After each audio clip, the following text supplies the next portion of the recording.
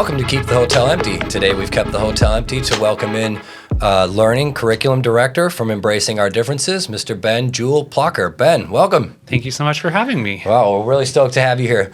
So I know that you've got a lot going on contemporary with Embracing Our Differences, about to get the big yearly exhibit out, but I kind of want to start back a little bit where your line starts, because I know you dedicated your whole life to this sort of thing. Yeah, I don't think it was the goal initially. When I was in high school, I loved singing, I loved performing. I said, I want to be a performer when I grow up. Nice. I even at one point in undergrad dropped my music education major because I don't want to spend that much time with kids.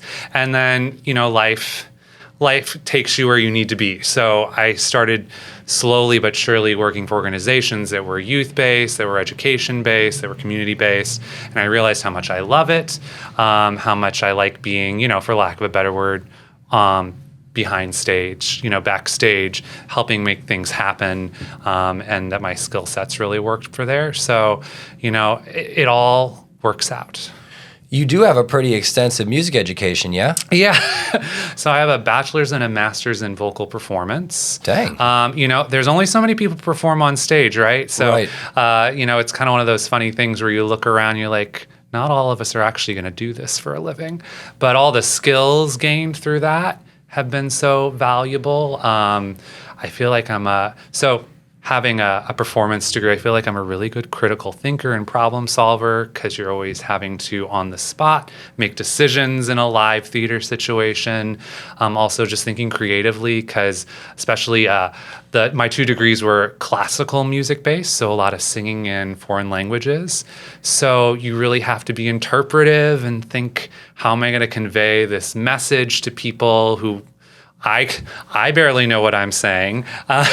Most of this is an English-speaking audience. I have to convey that message to them. Right. So I do like to assure my parents that it was all money well spent. It's all come in handy. But I mean, yeah, if you had asked me 20 years ago, I would have said, I'm going to be performing and traveling the world. And I've lived now in Sarasota for 12 years now, I guess, almost 13. So did you start the music education straight out of high school? This was the path you were on? Yeah. So I went to undergrad, and I was going to get a dual degree in performance, music, vocal performance, and music education. Within the first semester, I was like, no, I'm just going to drop that music education piece. And I got to the end of that degree, and I found myself like, I don't know what I want to do with my life yet. And I thankfully had a really great mentor. Voice teachers, I think they really should call them voice teachers and counselors. Yeah. Because it's such a personal thing. Like your music, your art is such a personal thing, especially when you're making it with your body. True. Everything can feel really personal. And he said, well, why don't you just come work? He was executive director of a children's choir at that point. He's like, why don't you just come work for the children's choir for a year, see where things lead. So I started that work. Started to kind of feel that itch. If I don't go to grad school, if I don't continue to try to pursue performance still, I'm just never going to do it. So I need to do it now. I'm going to go to grad school. Ended up moving from Indianapolis to Dallas, Texas to get my master's. And by the time I got to the end of that, I knew I wasn't the best singer in the room by any means. I knew I was not the best at singing and interpreting in foreign languages, which is really important. That's a tall order. Yeah, if you're going to be a classical singer, you're going to have to sing in foreign languages, especially if you're going to go into opera. But that I did really enjoy working with young people. I really enjoyed keeping the trains moving on the same track, keeping people organized. So at that point, I ended up, this was 2009, so a great time to look for a job. Right. Those of you, you young people out there, it was not a good time, the Great Recession. So I ended up at Interlochen Center for the Arts in Michigan as a residence hall director. And that just kind of kept building my feeling of, I really like working with young people. They're dynamic, they're not set. Right. There's room for them to continue to become something else. And I can play a part in that. And I probably won't get to see what my part was in it, but I can play a part in that, hopefully in some way. And then in the summers, I had the great opportunity. I'm from St. Louis, and there's a I think it's now 100 years old. There's a outdoor amphitheater. It's called the Municipal Theater. It's called the Muni for short. It seats 10,000 people, and they Dang. do 7 to 8 Broadway musicals every summer with performers from New York and, professional Cool. union performers. And so I became an intern there during the summers when I wasn't working at Interlochen, and I was an assistant stage manager backstage. So getting all these different experiences, I'm still kind of getting my backstage artistic experience while also getting to work with young artists. It was an arts boarding school. Interlochen is an arts boarding school. And then this opportunity in Sarasota came up where I got to take those two things and combine them when I moved down to Florida to work at Sarasota Opera initially. So how much did your education play into getting those early gigs, even though it wasn't exactly, I mean, obviously you weren't singing. Right. But it couldn't have been all for naught. No, it wasn't. I mean, I'm positive that it was a big plus for Interlochen to employ individuals who are going to be working closely with students who understood what paths they were going on, how hard that was going to be, what drive it was going to take, what emotions were going to be involved in that. It definitely helped me understand the students better. And even if they didn't believe me all the time, understand kind of what was going to be next in their life if they decided to pursue that route and continue to study their art form. Definitely my work behind, sometimes it can seem like, okay, the people backstage, they're just moving the scenery, turning off and on the lights, the artistry involved in all that, and just the understanding of being able to understand what's going on stage, because you have to seamlessly fit into that and support it so that it can happen, is so important. And Sarasota Opera has this fantastic one-of-a-kind program where they allow young people to put on full-scale operas. So my knowledge of how to put together a production and work with young people on a one-to-one basis, it was this wonderful marriage of all these things that I loved at the same time. Yeah. So you got some ancillary, unexpected skills from your schooling that put you good, strong out of the gate, and then this led you to Sarasota. What was the opportunity that initially brought you here? So it was working in the education department at Sarasota Opera, coordinating their after-school youth chorus performance program. So, when we first started, my colleague and I, who's still there, we both started at the same time, the music director. I think we had about 40 young people that kind of held on from, music programs are so, unique because it really does start to kind of be part of who's leading it. And so when people transition, there's a natural transition to people who participate in programs. So we had about 40 young people at that point. I think by the time I left, we were between 90 to 100. Nice. On average. So, and I never expected to move to Florida. That was never on the dream board. That was never part of any grand plan. I didn't know Florida outside of Orlando, probably like most Midwesterners. Right, exactly, same. Yeah. So moving here was kind of just it was such a big change in so many ways. Farther from family in St. Louis, different climate, got rid of all that. And also living in a smaller community that was very arts focused. Right. Yeah. And this is Sarasota circa...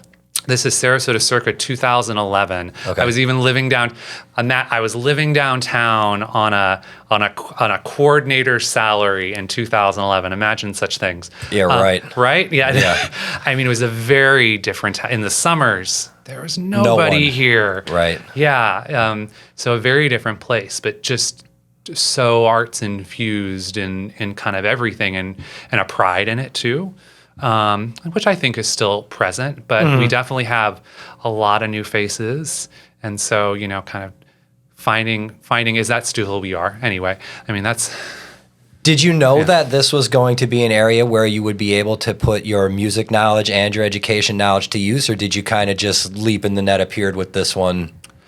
I mean, I came upon the opportunity here in Sarasota on the internet, Googling job boards. And I could tell from the description, because they wanted someone who was both going to be able to manage after-school youth programming, but also look and say, okay, we have a $300,000 budget for this production, and we need, and I was like, oh, I understand these things, because I've gotten, and a liberal arts education is really helpful. Yeah. I mean, it can sometimes be, overlooked, or, for lack of a better woo-woo.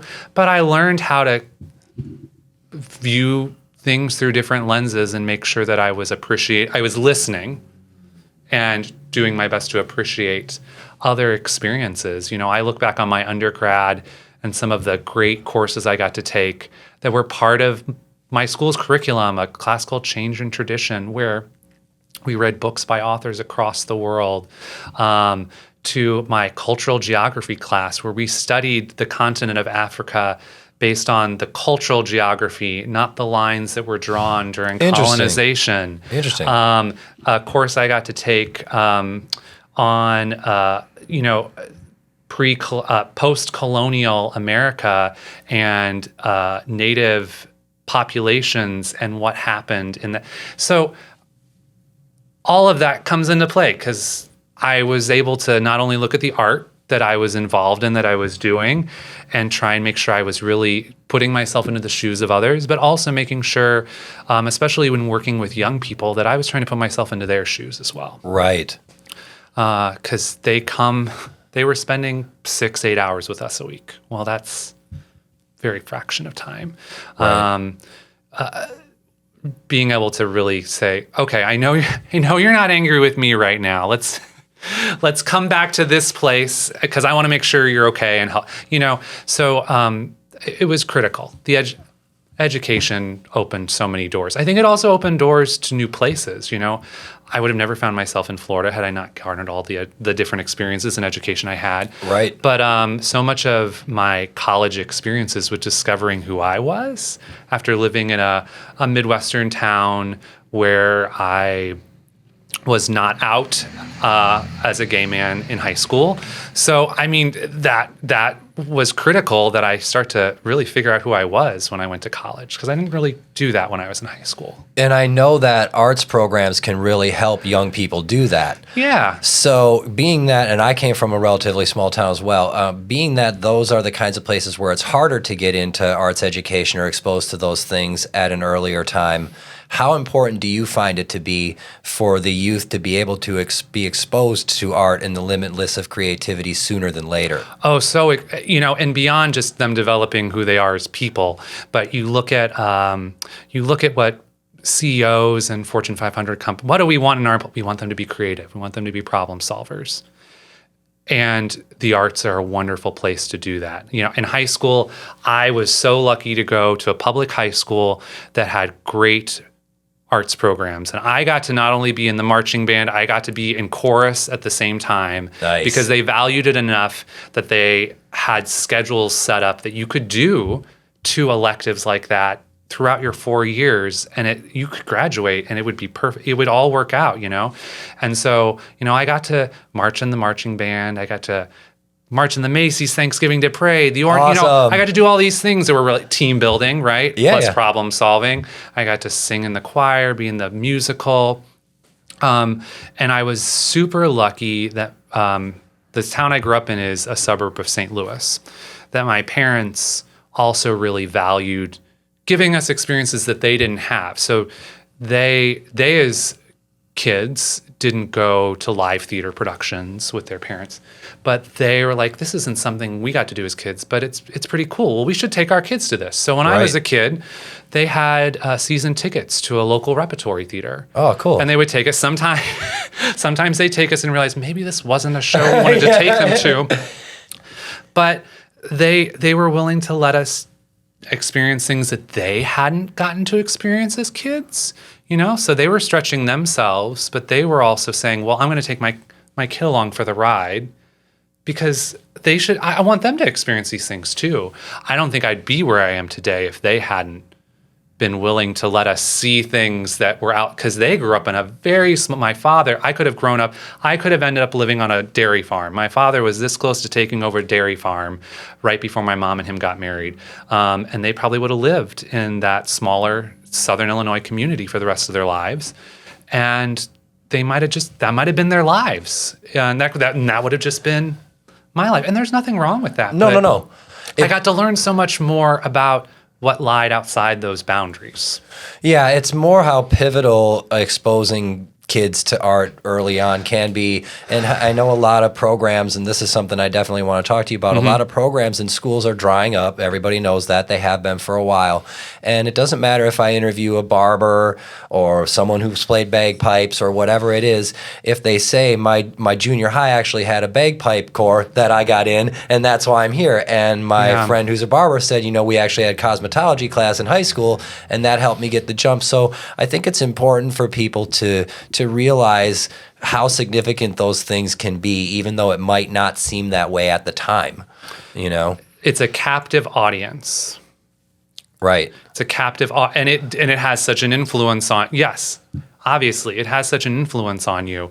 And, I think it's interesting you said dried up. I mean, it unfortunately is still a case that when money becomes short, you're looking towards things that aren't seen as core, even though the arts is core to who we are as a people. I mean, it's how we communicate our stories across generations. It's how we communicate a lot with one another. But it's not always seen as a core part of education. And then also because the arts are messy. The arts are where you're going to explore different ideas and concepts, and you're going to think outside of the box. That sometimes it can not be so much the drying up as the limiting of scope of what can be experienced through an arts curriculum. Yeah, and talk to me a little bit how that has changed over I know that's changed a lot recently. Yeah, and that's state to state, that's county to county, that's... Okay, so that's... Yeah, I mean, so, because we've reached, I believe, personally, we've reached a point in education in this country where we were moving forward to the idea of being critical thinkers, and then we got scared, because if we can critically think, that means we can potentially come up with ideas that maybe other generations before us didn't have, or come to understand, even if we don't agree with viewpoints that are beyond those of our immediate communities. Very good point. And that's scary. Change is scary. Admitting that what you thought you knew was true could be different, and there could be another perspective is very scary. So I feel as not a classroom educator in the state of Florida, but someone who works with educators and who tries to support educators, that there's there unfortunately has been a misunderstanding and a distrust in what happens within schools and classrooms. And it's something that's so beautiful, and there's a misconception that there's nefariousness that's occurred in that sphere, and it couldn't be. You don't dedicate your life to a career that will never pay you enough money to live in any state of luxury. It's in music and education. You went where the twofer. Right, exactly. Like, you're not going to become an artist because you're not. These two things are not going to lead. There's such a small percentage that's going to lead to economic bliss. You don't do it because of the money. These people are dedicated to what they do. And that's sad, because it not only limits students who might not have those lived experiences, but then it limits the students who do live in that lived experience. The arts have the ability to provide windows and mirrors where we can see ourselves and we can see others. And so that's very difficult, I think, these days. Do you find that the arts being, I hate to say it, but to me and to you, such an obvious bed of where critical thinking is born, is that the avenue you have to take in to try to make the legitimacy for this now? Because otherwise it's just seen as woo?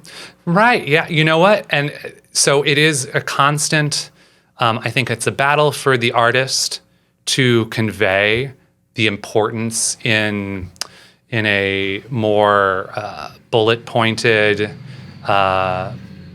measured, numerical fashion. Why its importance? Because we just know why. We can feel from every core of our being why it's important, because we just know. Explaining that to someone who's not accustomed to seeing the arts as a core experience can be difficult. And it is. I mean, I have degrees in performance. It's led me into other paths. And I wouldn't be in these paths if it hadn't been for that experience.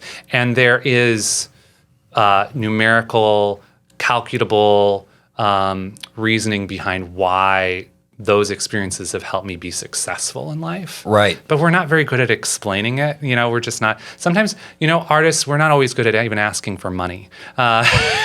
So, I think it is imperative because one of the great things and the things that drew me to the work that Embracing Our Differences does is every year this international art and quotation experience is brought to our community. And the goal is not to tell people what to think or how to think. It's to provide windows and mirrors for us all to have discussions around. So if we're looking at critically thinking, and I'm thinking about the work I get to do with Embracing Our Differences, at no point do I walk into the exhibit and point to a piece and say, this is what you should think about this. I say, crucial. I ask you, the visitor, well, what do you think's going on in this picture? And then we have a conversation in which I don't tell you you're right, you're wrong, because first of all, I learn a lot every time. And I also am going to see a new viewpoint. And if we're a whole group of people and I'm facilitating a conversation, we're going to see lots of viewpoints. So that provides me with the ability to critically think and creatively think, and also watch people as they critically and creatively think about the different viewpoints that they're coming up with and ideas that they're bringing to the forefront by experiencing, viewing, being part of an art experience. Right. So talk to me a little bit about this exhibit. You do something like 50 pieces annually, yeah? Yeah. So coming up, 2024, it's going to be, so the 2024 is our 21st annual exhibit. The exhibit features 50 artworks and 50 quotations that are selected from entries that come in through around the world. We received over 16,000 entries this year. Good God. From over 125 countries. That's awesome. 45 of the 50 states. And it's both youth and adults. There's over 450 youth entry, 450 schools around the world who submitted works. But when you go to the park, you'll see artwork by a kindergarten student, by an octogenarian, by a professional artist, by an amateur artist, by a professional writer, by an amateur writer, a kindergartner. And the really fun thing, our theme's the same every year, Embracing Our Differences. That's the theme that we ask people to create these artwork and quotations around, is that the artwork is submitted through one competition and the quotations through another. Okay, that's what I was going to ask. Yeah, they don't see each other's works. And they're reviewed and selected by community judges and panels separately. And then we get down to like a final 50 artworks and more like 60 or 70 quotes. And we start to see how they might match up. Interesting. And you have these common ideas that are being thought of in sometimes a more literal stance, via words, but then also through art, which is more subjective. And they match up like these two people must have met each other on the street and had a conversation. That's so cool. Yeah, it is. And across the world, too. You have an artwork from a student in Brazil, and there's this quote from an adult in the United Kingdom, and they look like they had always been together. The universality of that. The universality of, how we view that idea of embracing one another's differences. Yeah. That's a very interesting way to go about it. So 21 years is a long time. Yeah. So tell me how the perception of this exhibit has changed over that time, because I know societally, for want of a better term, people's perceptions of these sort of things shifts in general, and we've had some good shifts lately. So what kind of reactions have you gotten over time? And I think the whole idea of uniqueness, embracing differences, inclusion, kindness, and respect, it continues to evolve. It's not a straight line. It's not without curves, What do you think attributes to that? Because inclusion is a word in the dictionary with a definition. Words take on different meaning, right? They have power. Right. And that power can be multifaceted. Very true. You know, so when I hear the word inclusion, I feel a feeling of warmth. Yeah. I feel a feeling of being seen. But I've also spoken with individuals when they see that word, they think that they're going to be excluded. Interesting. That it means that something's going to be put upon them that they didn't ask for, nor did they want. So, you know what? The artwork changes every year in the exhibit, first of all, because the theme doesn't change, but obviously the world continues to turn on its axis. And the artwork continues to change and reflect that world. I think, you know, when this first started in 2004, it was a collaboration. It was actually because of the Holocaust Museum in St. Pete. The Florida Holocaust Museum brought an exhibit from Europe, from the museum on the Seam located in Jerusalem called Coexistence. Okay. And that came to Florida via the Holocaust Museum and was shown here in Sarasota, St. Pete, and Boca Raton. And then a local group, the local organizers here said, we really love this and we want to do it every year. So then that's how Embracing Our Differences was born. They formed their own organization and started curating their own exhibit every year. And that's grown into what we have today here in Sarasota. And that was a group composed of people from across the political spectrum, across lines of belief or non-belief, people of all community, you know, people across our community representing all skin pigments. Love that. And so that, I mean, really, it was born out of people, and I think sometimes it's perceived that it's really, this is just something that is on the left, but we very strongly hold and believe and stay true that we're not a political organization. There's differences on every side. Correct. And everything that one individual believes doesn't mean we are in this salad. I had a group of students once and we were talking about melting pot and they're like, no, we're a salad. Because in a melting pot, you congeal and become homogenized. No, we're a salad. We retain our uniqueness while we're mixed together. Interesting way to look at it. Yeah, right? So in this we're all in this salad bowl together. This is the only salad bowl we have. At least for the foreseeable future. There's no rocket trips being sold yet to foreign planets. So how are we going to make it work? Because we're all here, and we all deserve to be treated with dignity. Amen to that. And respect. And there's nothing wrong. We will lose nothing by being willing to accept someone for who they are. Now, there's certain times when we can't accept someone for who they are. Racism is an instance where we have to stand up and say, I can't accept this from you. But we can do it with love. We can do it with a feeling of I want you to be part of our community, but I can't accept this behavior because it makes others scared. It makes others worried. It makes others feel like they need to always find a place where they'll be safe and can hide in case something goes poorly. So we can't always accept when hate is part of accepting that person, that we have to accept the hate that they give. And do you find, this may be somewhat of a stupid question, though I'm not a There's firm no believer in stupid questions. questions. But do you find that a lot of people's hate or reticence with some of this stuff is just based in fear, and the Embracing Our Differences is literally the only thing you can do to combat that? Yes. Yeah. We fear what we don't know. Our brains are a magnificent and scary place.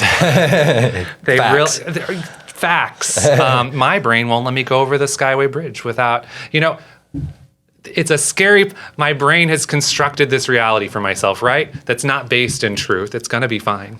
People do it every day. Yeah, it's right. all working out. But a fear, the knee-jerk reaction when we're confronted with something that is unexpected, not part of our faith, our understanding of the world, our beliefs, and wanting to shut it out immediately instead of because it might stick to us, I think is sometimes, instead of learning.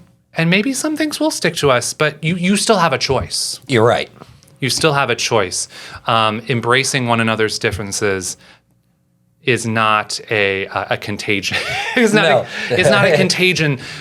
You still have the choice whether to accept others, whether to take on certain beliefs, take on certain ways of being as an individual. You still always have the choice, but how wonderful is it if you can at least embrace the idea that others are different, and maybe you might learn something really extraordinary. That's the ticket right there. Yeah.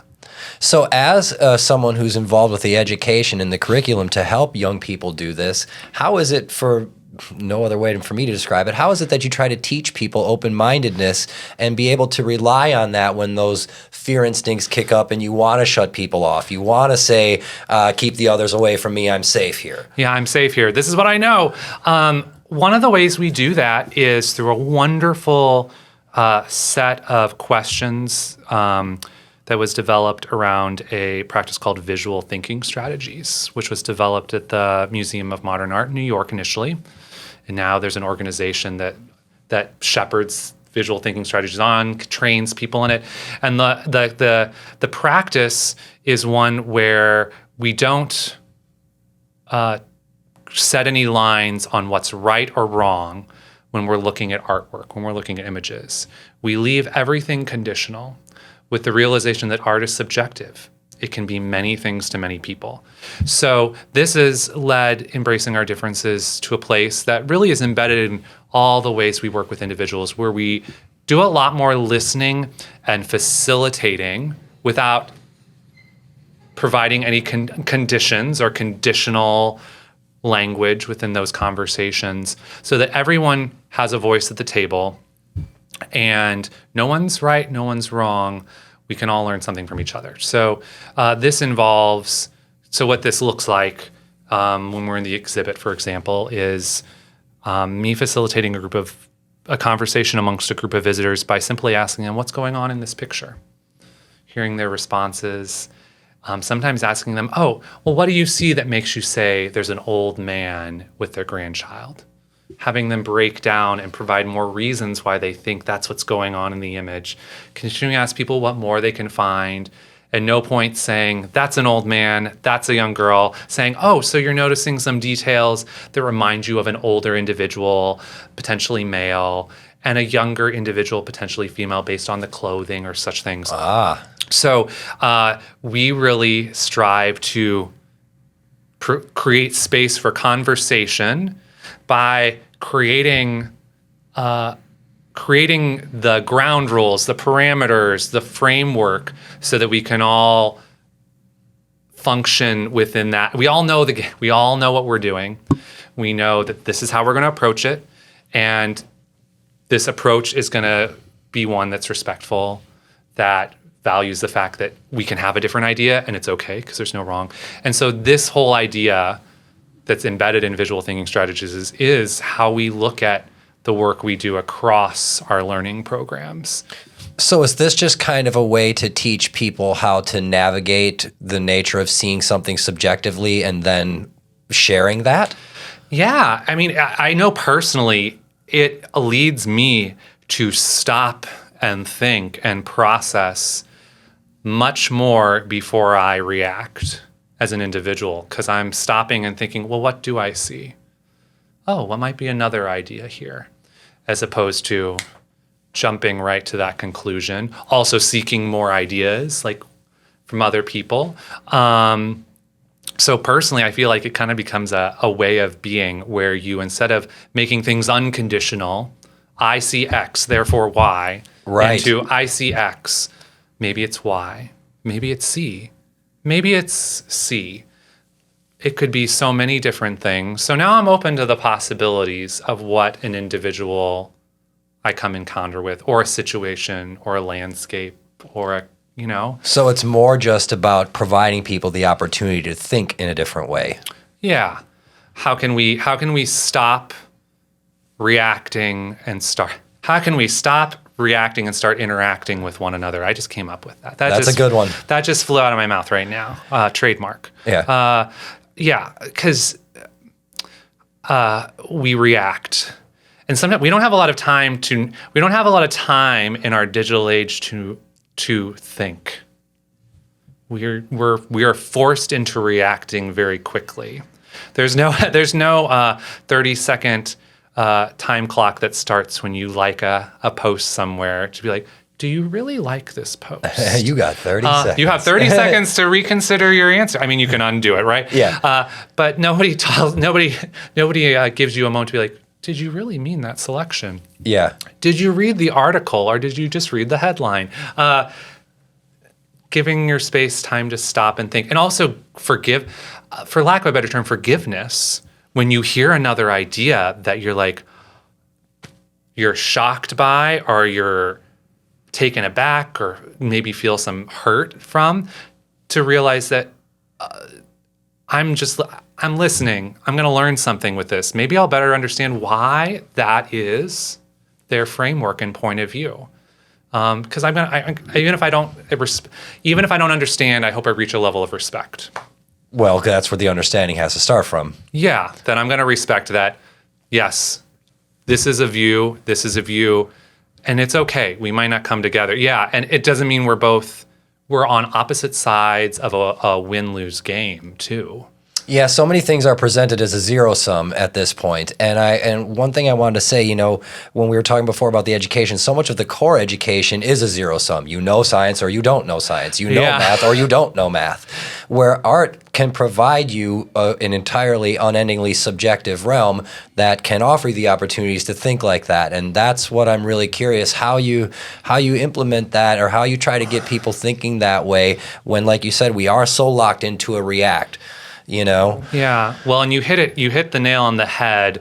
Education is built for a large part in the United States over you either know something or you don't, and we're going to test you on that individually. Right. So you must know that.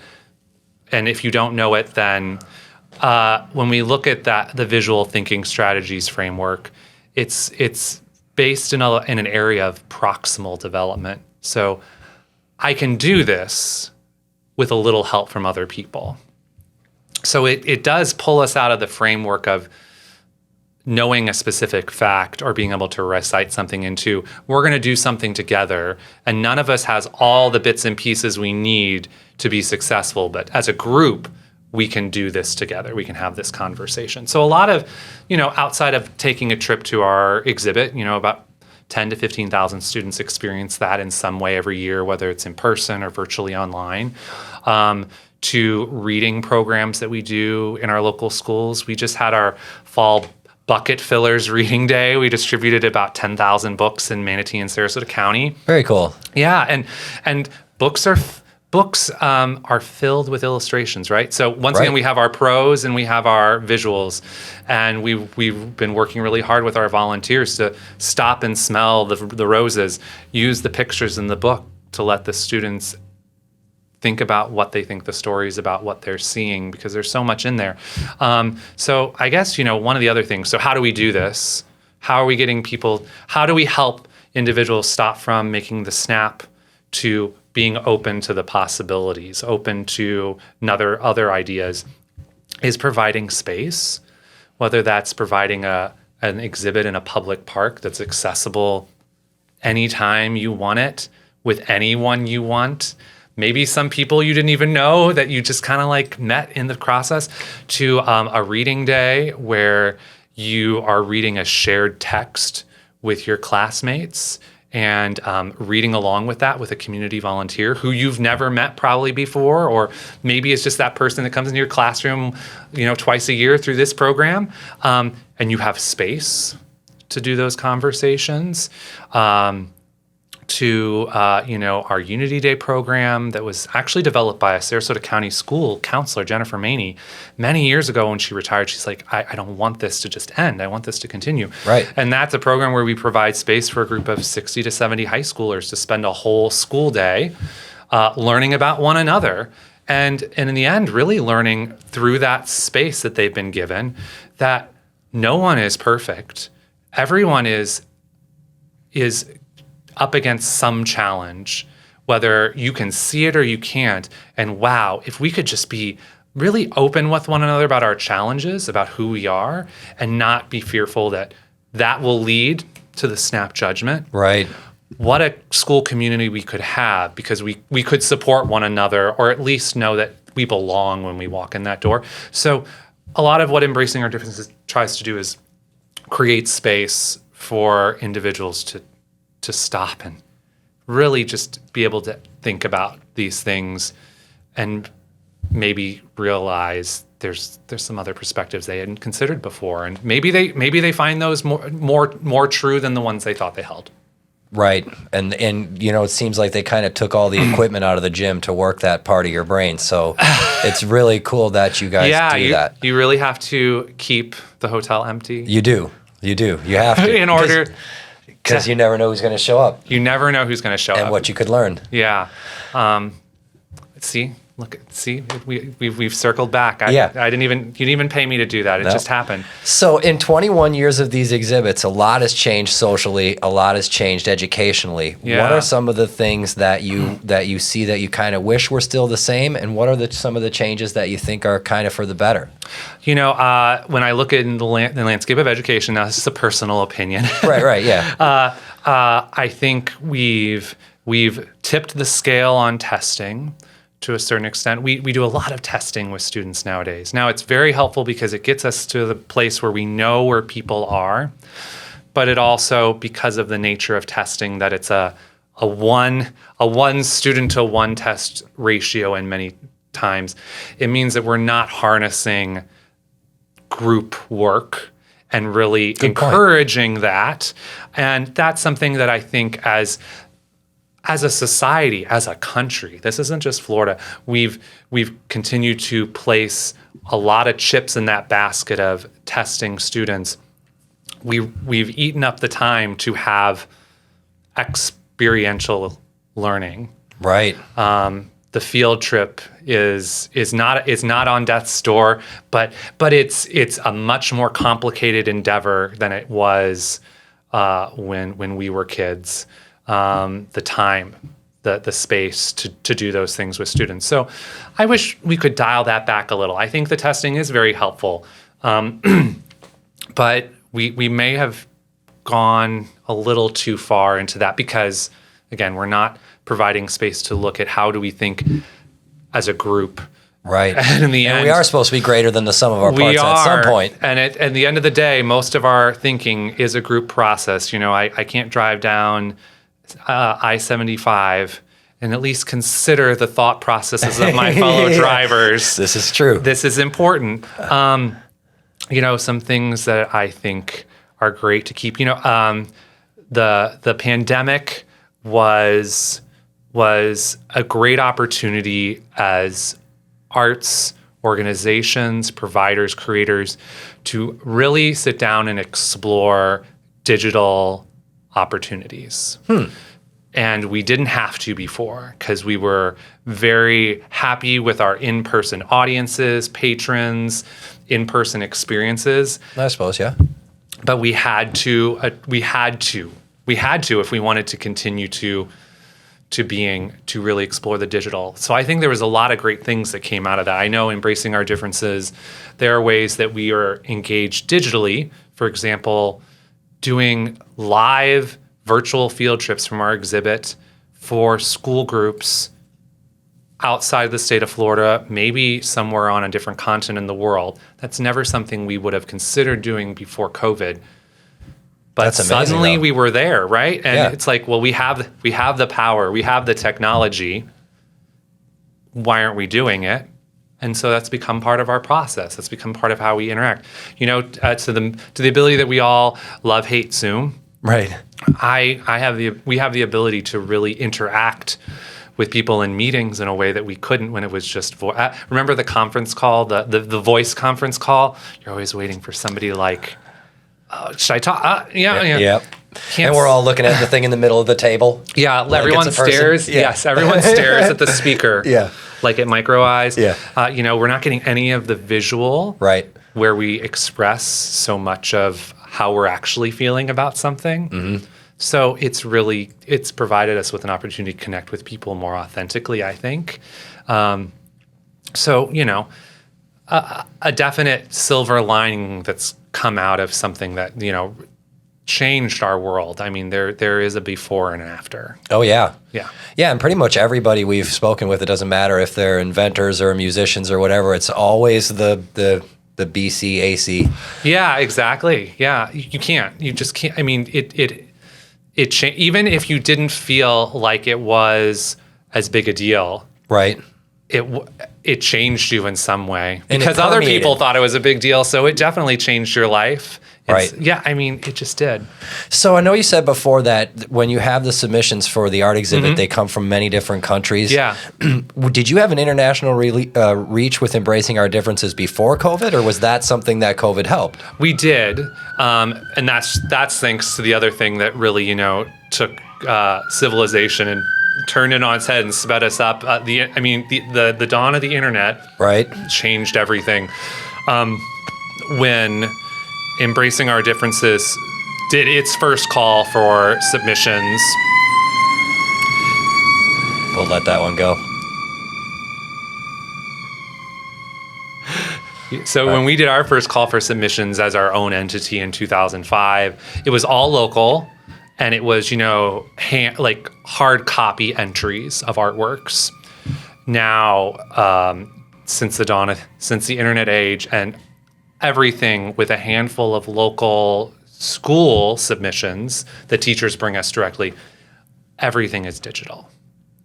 I think we did expand our reach in some ways during COVID from a standpoint of we were all looking for digital access to things. So people who had never experienced what we did found us because they were just spending more time online. I think not COVID, but things that have come through the COVID timeline around social justice, and so I think and how certain social justice or movements which I think are meant to allow people to be people, be themselves in Florida, that have led to legislation, have also brought more eyes on us, because in a landscape where there are concerns in Tallahassee in government that students are being indoctrinated, or that there's viewpoints out there that aren't okay for students. Embracing Our Differences, unfortunately, or is one of those places where people are putting their eyes to see what we're up to. Right, because you're one of the few people on the other end of that stick. Yeah, and it's so weird because I think we would look at ourselves as a staff, as volunteers, as people who support the organization. Like, we didn't see ourselves as we saw ourselves as a middle point that was here to bring voices together. So it is always interesting to know and understand how you are perceived by others. Yeah, how does the irony seem when you're literally trying to expand people's horizons of thoughts, but then you get seen by certain people as being divisive and narrowing thought? Yeah, I'll have to admit that I take it way too personally sometimes. Well, I imagine it would be hard not to if it's something you care about. Yeah, and I think to a certain extent, it's like it's central to my ability to exist as an individual because of my sexuality. If I can't help us all find at least respect, how can I look to a young gay person say, don't worry, it gets better? Right. Because I fear that it's not getting better right now. So there is a personal drive to hopefully leave this world in a better place than the one I've encountered or found. But I mean, to be like, no, literally, we just want to have everybody have a chance to talk. Yeah. We're not trying to tell you how to think. We're not trying to say that this is a right way and this is a wrong way. How difficult do you find it to try to make that point or even try to describe that point to people who are so used to binary thinking? Because there's such a narrow inroad and sometimes no inroad. Because that sentiment you just described sounds foreign. I'm not trying to tell you what to think, just to think. Yeah. Wow. Wow. I think you have to, if you're not, that's the first step. If you encounter an individual and they've made clear that this isn't a conversation. Right. This is me versus you, or I'm not looking to have a conversation with you. I'm looking to bring you around to my point of view. Well, those are like that would be the sign of, oh wait, so we're not having a conversation. We're having a lecture at one another, maybe by a certain point. We're not doing that part where we stop and look at the painting and think, what does this mean? I'm just telling you what I see. Yeah, and in which case we're shut off from input at that point. That happens to me too. We're shut off from input. So that, I think sometimes as a facilitator, as someone who is working to have groups of individuals interact with the artwork and quote, that's something I try to look for if we're having, because also our goal is not to make people uncomfortable. Now, new ideas are for... It's kind of more to be comfortable being uncomfortable. Yeah, let's be being uncomfortable with the realization that we're not in this isn't Squid Game. We're in that salad bowl together. We're in the salad bowl together. And so if we recognize that in a conversation where it's like, no, I'm not going to keep pushing you. That's not going to lead us towards a place of kindness and respect. It's going to lead a place to where you're much angrier at me than when we started. Right. Because we're not in the same place. We're not flowing. Or vice versa, maybe. Maybe it's coming at me and I'm like, I am not flowing. Yeah. No. I can't hear right now. I cannot hear right now. So we're not going to have a conversation. So we're not going to create any good out of that situation. We got to step back and we have to recognize where we are. There's certain thoughts and philosophies, like where are you at a certain moment? Are you thinking with your head, your heart, with your feet? Okay, you're running away.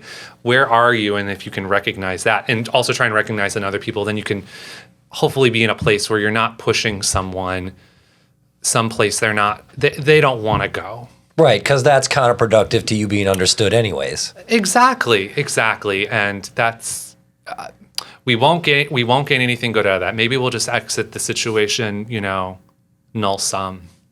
That's okay too. At least we didn't. We can come back together at a different painting. Yeah, at least we didn't make it. We didn't tip the scale, some more that day in a direction that's leading us farther away from one another. Well, I know you got the exhibit coming up. Tell me how this will run, and that's going to help kind of get these conversations going. Yeah, so the exhibit will go up in Sarasota on January 21st, and it'll be in Sarasota's Bayfront Park through April 14th. So a nice long span this year. Also for the first time since the exhibit came from Jerusalem, that original exhibit came from Jerusalem to Florida, will be for the month of March in St. Petersburg in Pointer Park, which is located kind of amidst the USF St. Pete campus. So the whole exhibit will actually be in 2 locations at once when we get to that month of March.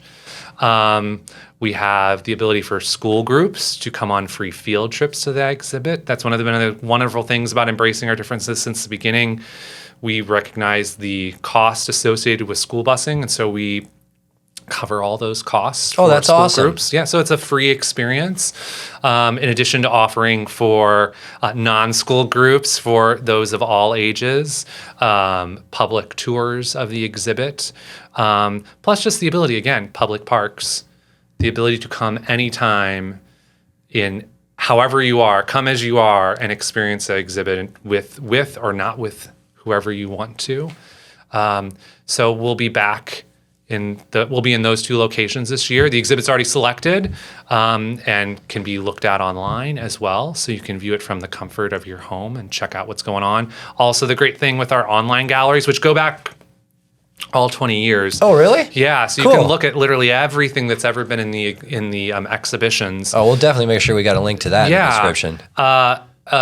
Depending on the year, it kind of like stopped, and then it's picked back. We started up again. We get video statements from the artist, so you can literally see a video of that living artist talking about this piece that they made and what they were hoping you might seen it. Now, I always tell people, just because that's what they wanted you to, that's what they were hoping you would see, doesn't mean that whatever you see is wrong or right. Right.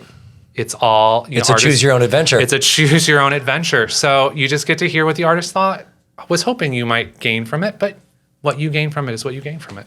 That's very cool. That kind of open-ended thing is really awesome. I love that. I'm so happy that you're doing that. Your organization does that. We need more of that. Thank you. So I'll get you out of here on something kind of easy. It's not a job interview. Where are you in 5 years? But what do you see the next big steps being? What are some of the things on the horizon for embracing our differences beyond the exhibit that you're excited to see unfold? I'm excited. We are excited for this return to St. Petersburg. It's St. Pete has a very vibrant visual arts community, and we feel humbled by the visual artists, museums, and individuals within that community that we're getting the opportunity to show them these pieces from around the world. I think we're really hopeful that will continue to be something that happens annually in both locations. Very cool. So we can continue to share these messages of inclusion and kindness and respect in an even wider area.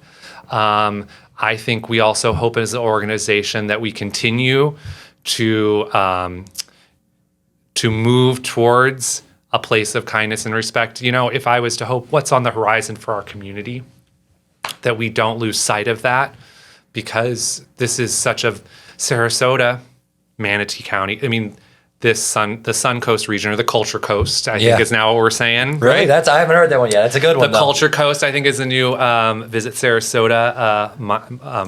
That's clever. The Culture Coast. That we recognize we are the Culture Coast because we bring together lots of different people. That's truth. To have these amazing arts experiences that would not be possible if we painted in a set palette, or we only performed a set number of pieces, or we only conveyed our art in a specific way. We're able to do this because we are a community that is rich in diverse individuals, which means from many places with many viewpoints. This includes everyone. So I hope we don't lose sight of that, because that's what's made us what we are. Mm-hmm. I was going to say that's one of our biggest strengths around here. Yeah, and it can make us even more. We can really continue to amp that up. So I hope we don't lose sight of that. Amen to that. Well, Ben, I appreciate your time. I had a blast talking to you. Maybe we get to do this again sometime. Yeah, of course. Oh, thank you so much, my friend. Thank you. Thank you. Thank you.